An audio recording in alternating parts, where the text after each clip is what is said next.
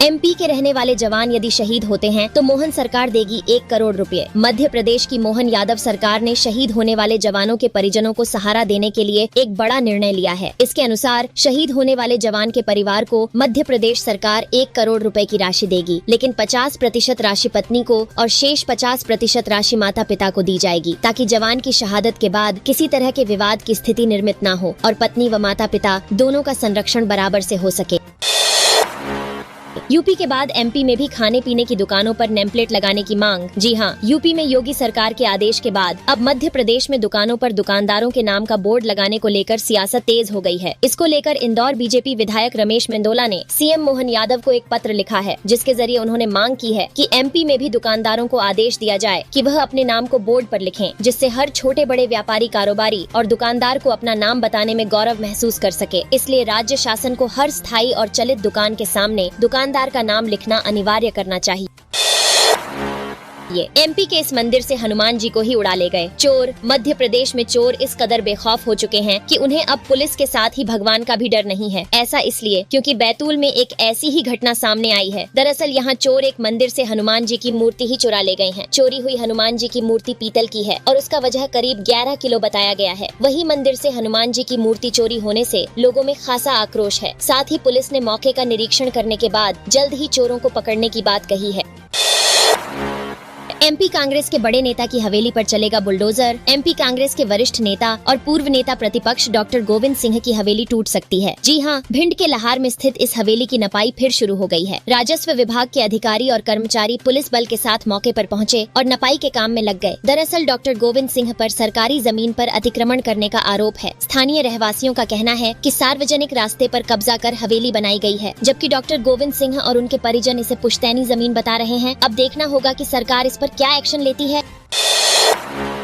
अब पटवारियों के पास जाने से होगी मुक्ति। व्हाट्सएप पर मिल जाएंगे जमीन के दस्तावेज। जी हां, और जमीन से जुड़े मालिकाना हक और अन्य दस्तावेजों के लिए प्रशासनिक अफसरों के कार्यालयों के चक्कर लगाने से अब छुट्टी मिल सकती है, क्योंकि विदेशों की तर्ज पर मध्य प्रदेश में भू स्वामियों को भू अधिकार, ऋण पुस्तिका समेत अन्य दस्तावेजों को व्हाट्सएप या अन्य डिजिटल ऐप के माध्यम से देने की कवायद शुरू कर दी है। गौरतलब है कि राजस्व विभाग ई तकनीक को बढ़ावा दे रहा है, ताकि आमजन को तहसील एवं पटवारी के चक्कर न लगाने पड़े।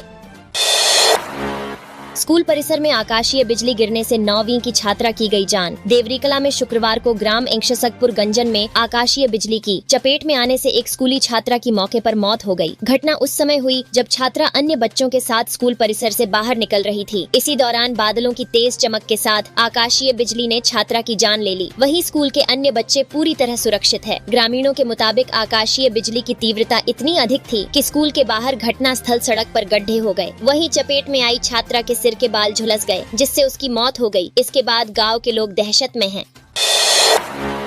एमपी के इस जिले में अदानी समूह करेगा 10,000 करोड़ का निवेश। अदानी समूह मध्य प्रदेश के शिवपुरी जिले में 10,000 करोड़ रुपए का निवेश कर सकती है। यह निवेश मुख्य रूप से डिफेंस प्रोडक्शन के लिए होगा। इसके लिए डिफेंस यूनिट लगाई जा सकती है, जिसमें गोला बारूद का निर्माण होगा। इस प्रोजेक्ट के लिए शिवपुरी और इसके आसपास के इलाकों में जमीन भी देख ली गई है। सीएम मोहन यादव कुछ दिन पहले मुंबई भी गए थे, जहाँ उन्होंने कई उद्योगपतियों से मध्य प्रदेश में हजारों करोड़ रुपए निवेश करने को लेकर सहमति पत्र साइन किए थे। इसी कड़ी में जबलपुर में अब दूसरी इन्वेस्टर्स समिट होने जा रही है। कांग्रेस की मजबूत टीम खड़ी करने के लिए मंथन जारी। युवाओं को मिलेगा मौका। लोकसभा चुनाव में मिली करारी हार के बाद लगातार कांग्रेस पार्टी में बैठकों का दौर जारी है। इसी बीच शनिवार को प्रदेश कांग्रेस कार्यालय में पॉलिटिकल अफेयर्स की बैठक हुई। इस बैठक में पूर्व सीएम दिग्विजय सिंह, भंवर जितेंद्र सिंह, जीतू पटवारी, उमंग सिंघार सहित अन्य कमेटी के सदस्य बैठक में मौजूद रहे। दरअसल पीसीसी में 50 सीनियर लीडर्स और 50 नए कार्यकर्ताओं को मौका देने पर गहरा मंथन चल रहा है। वहीं इस बार बड़ी टीम की जगह छोटी टीम बनाने का प्रयास किया जा रहा है। साथ ही इस बैठक में पुरानी बैठकों के फीडबैक को भी चर्चा में लिया जा रहा है। आईआईटी कैंपस को बम से उड़ाने की धमकी। भारतीय प्रौद्योगिकी संस्थान आईआईटी इंदौर कैंपस में शुक्रवार को बम से उड़ाने की धमकी भरा ईमेल मिला है। इस ईमेल में आईआईटी परिसर में स्थित पीएम केंद्रीय विद्यालय को 15 अगस्त को बम से उड़ाने की धमकी दी गई है। धमकी भरे इस ईमेल के मिलने से स्कूल प्रबंधन सकते में आ गया। इस पूरे मामले की शिकायत स्कूल प्रबंधन ने सिमरोल पुलिस थाने में की है। इस मामले में पुलिस का कहना है कि ईमेल की सब्जेक्ट लाइन में ISI पाकिस्तान लिखा हुआ है, जिसे देखकर अंदाजा लगाया जा रहा है कि कि ये किसी शरारती तत्व का काम हो सकता है, क्योंकि इस तरह का ईमेल होता तो सब्जेक्ट में ISI पाकिस्तान नहीं लिखा जाता। सोते समय मासूम भाई बहन को सांप ने डसा, 8 वर्षीय बहन की मौत। दरअसल चौरई के ग्राम धनोरा गोसाई में सर्पदंश की घटना से पूरे गांव में दहशत फैल गई। मां के साथ मासूम बेटा बेटी रात में जमीन पर सो रहे थे। बिस्तर में छड़े सांप ने दोनों मासूमों को डस दिया, जिसमें बालिका की उपचार शुरू होने से पहले मौत हो गई, जबकि बालक को गंभीर अवस्था में नागपुर रेफर किया गया है।